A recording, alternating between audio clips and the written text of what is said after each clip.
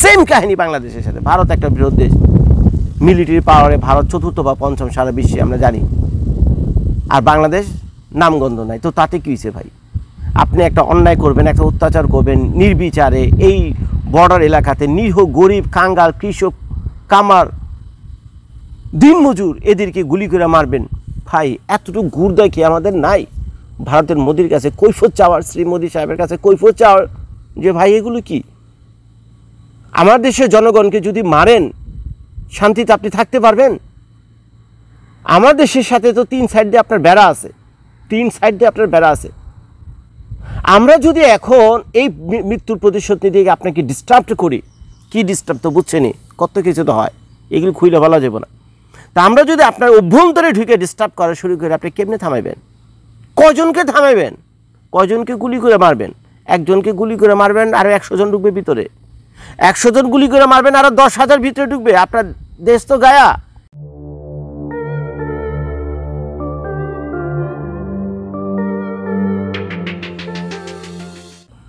তো গতকালও একজন বাংলাদেশি মারা গিয়েছেন চুয়াডাঙ্গাতে। না না, আমরা মারিনি, আমরা মারামারি করে মরিনি। বাংলাদেশে তার ইদানিং আমরা নিজেরই মারামারি করে মরি, বুঝছেন? তা আমরা মারিনি। ঘটনা ঘটেছিল বিএসএফের ভাইয়েরা, আমাদের ভারতের বিএসএফের ভাইয়েরা, বর্ডার সিকিউরিটি ফোর্স। তো এখন কেমনি কি এগুলো নিউজটা পড়তে গিয়ে একটু খারাপই লাগলো, কারণ যে কোনো বাংলাদেশি ভাই বোন যখন এই সীমান্তে, বাংলাদেশের 3 দিকে হলো ভারত সীমান্ত দ্বারা বেষ্টিত বিরাট দেশ, অনেকটা বলতে গেলে ভারতের পেটের ভিতরে হলো বাংলাদেশ। তো সেখানে সীমান্তে যে এই যে বাংলাদেশি ভাই বোনেরা মারা যায়, এটা নতুন কোনো ঘটনা না, এটা বছর বছর হয়ে আসছে। কিন্তু এই ব্যাপারে ভারত সরকারের সামনে দাঁড়ায় যে কৈফিয়ত চাইব, বুঝছেন, এরকম গুর্দা, যেটাকে আমরা ঢাকায় ভাষায় বলি গুর্দা আর কি, বুঝছেন? তো ভারতের পররাষ্ট্রমন্ত্রী বা পররাষ্ট্র সচিব বা ভারতের প্রধানমন্ত্রী নরেন্দ্র মোদীর সামনে, শ্রী নরেন্দ্র মোদীর সামনে দাঁড়ায় যে এর প্রতিবাদ জানাইব, এই ধরনের গুর্দা আজও বাংলাদেশের কারোর মধ্যে দেখলাম না, এরকম কারোর মধ্যে দেখলাম না। শেখ হাসিনা আপাকে এতদিন আমরা বদনাম করছি যে শেখ হাসিনা আপা ভারতের দালাল, ভারতের কাছে বাংলাদেশে বিক্রি করে দিয়েছে, এই সেই ইত্যাদি ইত্যাদি।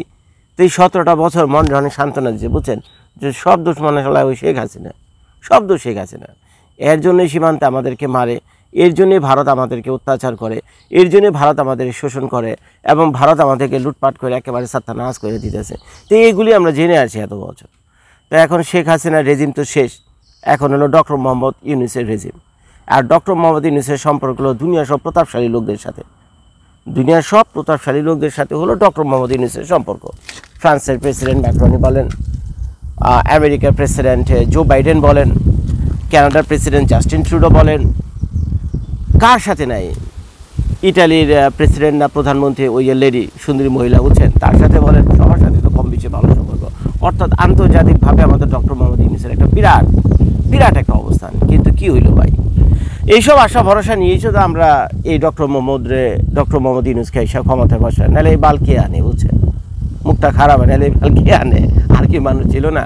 তো আমরা আনছিলাম এই কারণে, যেহেতু বাংলাদেশ নানান বিপদ আপদের মধ্যে আছে, একটু বাংলাদেশটাকে একটু জোরে ধাক্কা দেওয়ার জন্যই তো তারা নিয়ে আসা, কথা তো ভাই সত্যি, যাতে অর্থনৈতিকভাবে রাজনৈতিকভাবে নানানভাবে একটু জোরে একটু ধাক্কা দেওয়া। মনে করেন ট্রেন চলতে মাঝে মধ্যে কী হয়, ট্রেন চলতে মাঝে মধ্যে ট্রেন থেকে লাইনচ্যুত হয়ে যায় না, ট্র্যাক থেকে কি হয়ে যায়, ডিটাচ হয়ে যায় না, তখন কি হয়, বড় একটা ট্রেন আসে, কিন্তু বড় একটা ট্রেন আসে, আইসে কী করে ওই ডিটাচড হওয়া ট্রেনটাকে তারা আবার ট্র্যাকের মধ্যে তুলে দিলে ট্রেনটা আবার চলতে শুরু করে। তো বাংলাদেশের অবস্থা ছিল সেরকম।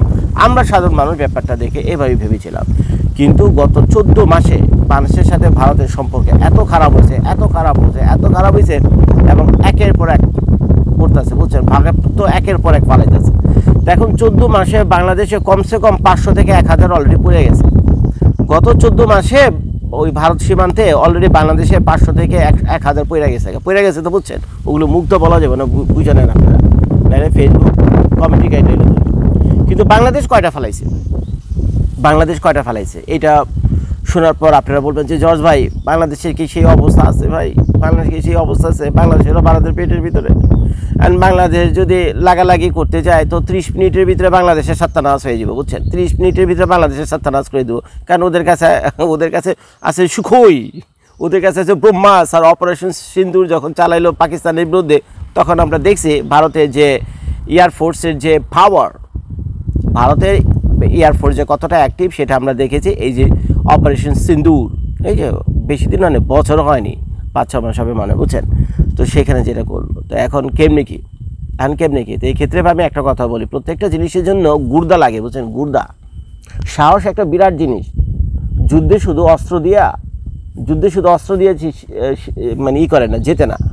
ভারতের কাছে সুখই আছে, ব্রহ্মাস আছে, তারপরে আর কি আছে না আছে, থাকুক, সব ঠিক আছে, বুঝছেন? কিন্তু কথা হলো সাহস লাগে, বুঝছেন? সাহস লাগে। এই যে আমেরিকাতে বসে ভিডিওটা এই মুহূর্তে করছি, আমেরিকার পাশের দেশ কি? মেক্সিকো। তো আমেরিকার সামরিক শক্তির সাথে তো মেক্সিকোর ধারে কাছেও নাই। মেক্সিকো দেখেন, গুগলে সার্চ দিয়ে দেখেন, মিলিটারি পাওয়ার দেখেন, মেক্সিকোর আমেরিকার ধারের কাছে নাই, আমেরিকার ধারে কাছে নাই। আমেরিকা যদি এক ফু দেয় তাহলে মেক্সিকো উড়ে যাবে, অথচ মানচিত্রে দেবেন মেক্সিকো বিশাল বড় একটা দেশ, বিশাল বড় একটা দেশ। কিন্তু তারপরও মেক্সিকোর বিরুদ্ধে আমেরিকার সরকার একটা কথা বলতে গেলে 10 বার ভাবে। কেন ভাবে বলেন তো? কারণ মেক্সিকো সেই গুর্দা আছে, ওদের কিন্তু সামরিক পাওয়ার তেমন নাই। বিশ্বাস হয় না? গিয়ে দেখেন গা, গুগলে সার্চ মারেন গা, আমেরিকার মিলিটারি পাওয়ার আর মেক্সিকোর মিলিটারি পাওয়ার, পাশাপাশি দুইটা দেশ। আমেরিকার সেই গুর্দা নাই মেক্সিকান কোনো মানুষকে বর্ডারে গুলি করে মারা, সত্যি কথা।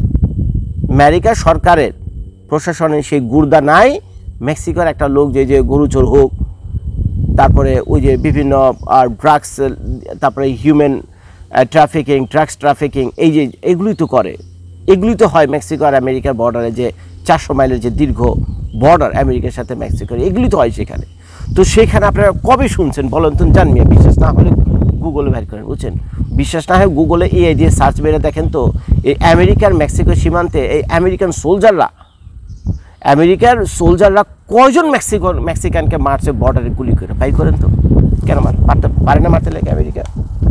পারে না আমেরিকা মারতে লেগে? তারা তো অবৈধভাবে আসতেছে, তারাও তো হিউম্যান ট্রাফিকিং করতেছে, তারাও তো ড্রাগস ট্রাফিকিং করতেছে। না, মারে না, তাদেরকে ধরে অ্যারেস্ট করে, আইন অনুযায়ী তাদেরকে সাজা দেয়, সময় মতো তাদেরকে ডিপোর্ট করে। এইটি হওয়া উচিত, এইটাই আমেরিকা করে। কেন করে জানেন? না, ওই মানবতার ফেরিওয়ালা এই সে ওই কাহিনীতে যেন না, ওই হিউম্যানিটি এই কারণে করে না। এর কারণ হলো মেক্সিকার একটা মানুষ যদি মারা পড়ে, মেক্সিকার একজন নাগরিক যদি বর্ডার পুরো সারা আমেরিকা আগুন জ্বলবে, এই বর্ডার অশান্ত হয়ে উঠবে। মেক্সিকোকে আমেরিকা কিছুদিন থামাতে পারবেন না, কারণ মেক্সিকোর অস্ত্র নাই, মেক্সিকোর কাছে কিন্তু পারমাণবিক বোমা নাই, বুঝছেন? কিচ্ছু নাই, নিউক্লিয়ার ওপেন টোপন। কিন্তু মেক্সিকোর আসলে গুর্দা, তো সেই গুর্দার কাহিনী আমেরিকা সরকার ভালো করেই জানে। তো যার ফলে মেক্সিকোর সাথে লাগালাগি করতে যায় না। মেক্সিকো যতই নাগরিক, যতভাবে আমেরিকাকে ডিস্টার্ব করুক না কেন, বর্ডারিং এরিয়াতে হিউম্যান ট্রাফিকিং করুক, ড্রাগস ট্রাফিকিং যাই করুক না কেন, একটা গুলিও চলে না সেখানে।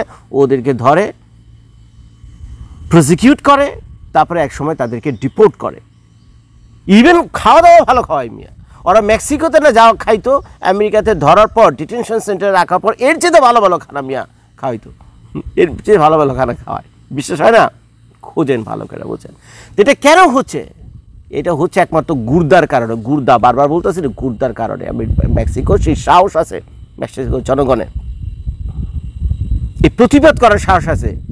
ট্রাম্পের সামনে খাড়ে কৈফত চাওয়ার মতো অবস্থা মেক্সিকোর আছে। মেক্সিকোর রাজনৈতিক পলিটিশিয়ানরা, মেক্সিকোর জনগণ এই সাহস রাখে, জানে ওরা আমেরিকার সাথে যুদ্ধ লাগলে পারবে না, হ্যান করবে ত্যান করবে ইত্যাদি। কিন্তু তারপর এবার আসেন বাংলাদেশের প্রসঙ্গ। সেম কাহিনী বাংলাদেশের সাথে। ভারত একটা বৃহৎ দেশ, মিলিটারি পাওয়ারে ভারত 4র্থ বা 5ম সারা বিশ্বে আমরা জানি, আর বাংলাদেশ নামগন্ধ নাই। তো তাতে কী হয়েছে ভাই? আপনি একটা অন্যায় করবেন, একটা অত্যাচার করবেন নির্বিচারে, এই বর্ডার এলাকাতে নিরীহ গরিব, কাঙ্গাল, কৃষক, কামার, দিনমজুর, এদেরকে গুলি করে মারবেন। ভাই এতটুকু গুর্দা কি আমাদের নাই? ভারতের মোদির কাছে কৈফত চাওয়ার, শ্রী মোদী সাহেবের কাছে কৈফত চাওয়ার যে ভাই এগুলো কি? আমার দেশের জনগণকে যদি মারেন, শান্তিতে আপনি থাকতে পারবেন? আমার দেশের সাথে তো 3 সাইড দিয়ে আপনার বেড়া আছে, আমরা যদি এখন এই মৃত্যুর প্রতিশোধ নিতে আপনাকে ডিস্টার্ব করি, কি ডিস্টার্ব তো বুঝছেনই, কত কিছু তো হয়, এগুলো খুইলে বলা যাবে না। তা আমরা যদি আপনার অভ্যন্তরে ঢুকে ডিস্টার্ব করা শুরু করে, আপনি কেমনে থামাইবেন? কজনকে থামাইবেন? কজনকে গুলি করে মারবেন? একজনকে গুলি করে মারবেন আরও 100 জন ঢুকবে ভিতরে, 100 জন গুলি করে মারবেন আরও 10,000 ভিতরে ঢুকবে। আপনার দেশ তো গায়া। এইভাবে কোনো দেশ চলতে পারে না, কোনো দেশ বেশি দিন টিকেও থাকে না। দেশ একটা অশান্ত অবস্থার ভিতরে চলে যাবে, বিশৃঙ্খল অবস্থা তৈরি বেশি হয়েছে। সেই দেশের সরকার, সেই দেশে নিজেদের কামকাজ সব ফালাতে ব্যস্ত হয়ে যাব বর্ডার পাহারা দেওয়ার জন্য, ব্যস্ত হয়ে যাবে এদেরকে রোখার জন্য। অর্থাৎ যুদ্ধ না, কিন্তু একটা যুদ্ধের মতো অবস্থায় তৈরি হইব।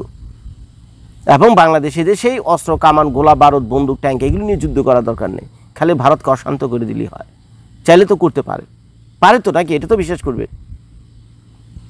কিন্তু দেখেন এই কথাগুলো যে ভারতের সামনে গিয়ে যে বলবে, ভারতের যে পররাষ্ট্রমন্ত্রী আছে, দোভাল সাহেব আছে, তারপরে শর্মা সাহেব আছে, আর কে কে আছে বুঝছেন, তো এই যে সবাই যে আছে বুঝছেন, এদের সামনে খাড়ায় যেগুলো করবে, এগুলো একটাও শালা বাংলাদেশের যতগুলো পলিটিশিয়ান আছে একটাও শালা না আছে পার্সোনালিটি, না আছে শালা গুর্দা বুঝছেন। সামনে খাড়া যে করার একটা কথা যে বলবে যে তোমরা যে মানুষ মারো, ফাইজলামি পাইছো। আরেকটা মানুষ যদি মরে, আরেকটা মানুষ যদি বর্ডারের মধ্যে বর্ডারে যদি মারা যায়, তা কিন্তু খাইছি, তাহলে কিন্তু খাইছি। হ্যাঁ, আমাদের কামান, বন্দুক, পারমাণবিক অস্ত্র শস্ত্র এগুলো লাগবে না, আমাদের কাছে আবার অন্য অস্ত্র আছে, আমাদের আবার অন্য অস্ত্র আছে।